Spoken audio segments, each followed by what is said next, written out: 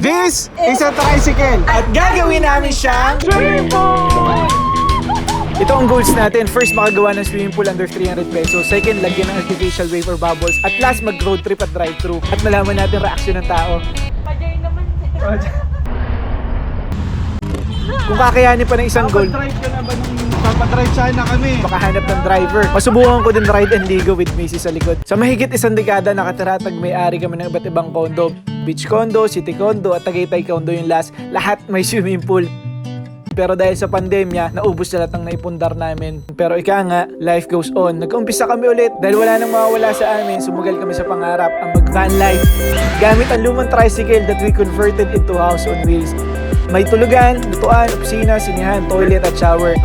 At sinimula namin sulatan ng pahina ng Tricycle Diaries. Fast forward 1.5 years.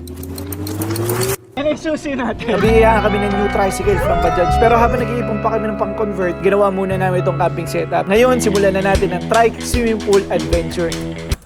Challenging ang swimming pool project natin dahil sa limitadong budget. Trapal ang pinakamura as per Google search. May mga trapal kayo dito? Wala.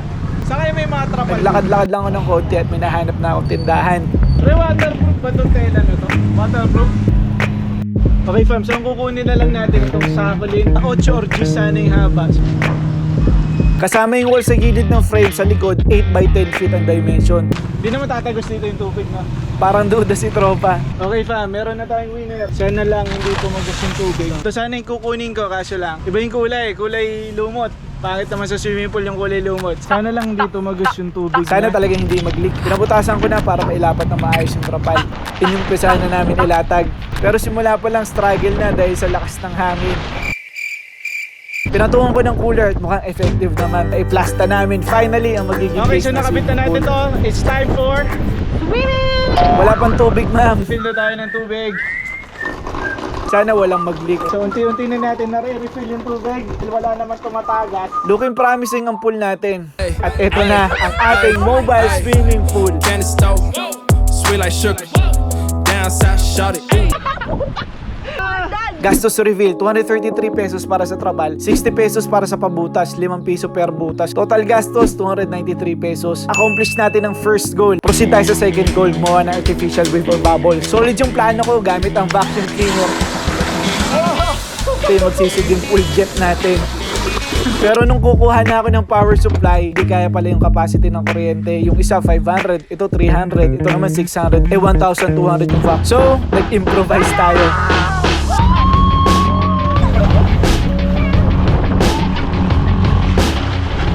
Heartbeats beating fast, going 90. Only you by my side. Green lights turning red, saying baby, only us in this life. 'Cause when the wind's right, seaside with my head. Goal 2, accomplish. Bago natin gawin ang goal 3, mag-road trip at drive-thru sa mobile pool.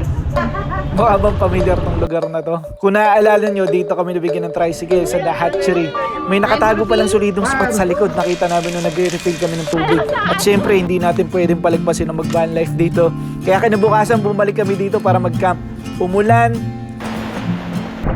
or umaraw, in-enjoy namin ang beach van life adventure.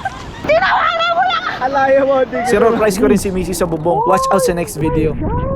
So game na tayo sa goal 3, ang mag-road trip papuntang bayan at mag-drive-thru gamit ang mobile swimming pool. Okay, let's go! Let's go!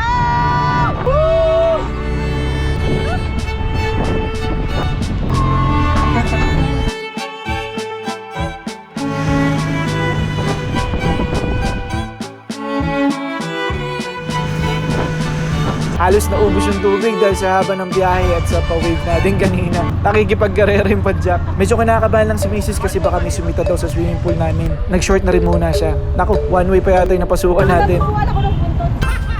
Drive-thru muna tayo para matuwa-tuwa naman itong si Jezebel. Ang saya, magbapas ka na talaga. Nangangaroling na si ate. Si ate Javi na-shook sa pool, pati poste din yung tuligan.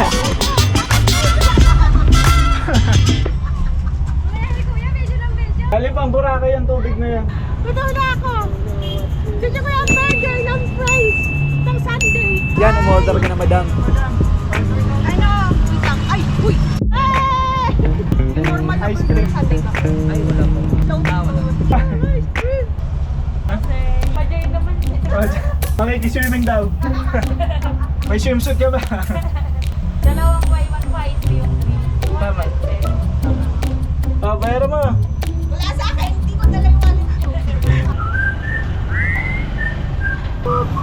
Basta na. Shock si Ating.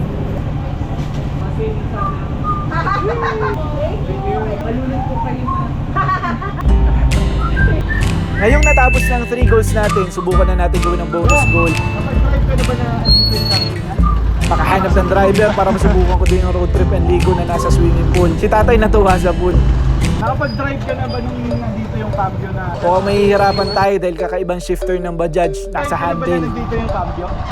Hindi ka ba? Nandito yung cambio na motor? Hindi pa. Nandito yung cambio? Hindi pa. Tinuloy namin mag-ikot. Si Kuya na panganga. Uy, may nakakilala sa atin ulit. Kailangan Pag-gas namin muna na. magpagas dahil babalik kami sa hatchery para mag-refill ng tubig para pagligo ko mamaya. Sure na po, unleaded. Sabi sa akin na kuya. If ever na makahanap kami ng driver. Tinuloy namin pag-iikot. Shout out daw! Kabajaj! Ito si Kuya mukhang patigan na driver. Try natin. Nakapag-drive ka na ng ito yung cambio niya? Ah, wala po. Dito pa lang. Nakapag-drive sana kami. Bajaj din pala ito eh. Wow, budget. Pero ano ito? Ito ang shifter sa baba. Nakapag-drive sana kami. Negative din si Manong. At ito matindi. Kuya, nakapag-drive ka na ba na nandito yung cambio? Napagtanungan na pala natin to kanina. Cambio? Kapag napagtanungan mo na ng 2 beses sa magkaibang lugar ang driver, tumigil na daw tayo. Mukhang na bad trip na si Kuya. Wala daw ganun na shifter. So bumalik na lang kami sa hatchery para mag-refill ng tubig. May last plan ako para sa Okay. driver. Game na! Hello kuya, ano pwede ka ngayon? Kailangan ko na magdadrive. Wala ako nahanap na marunong dun sa shifter dito sa Manibela. Tinawag natin yung ating rest back team. Lusong na tayo. So ito, makakapag-road trip na rin ako kasama si Missy sa mobile pool. Heartbeat speeding fast. Disclaimer, plastic yung wine glass namin. Only you by my side. Sunset, wine, kasama ang paborito kong kaaway. Swimming pool habang umaandar. Life is good.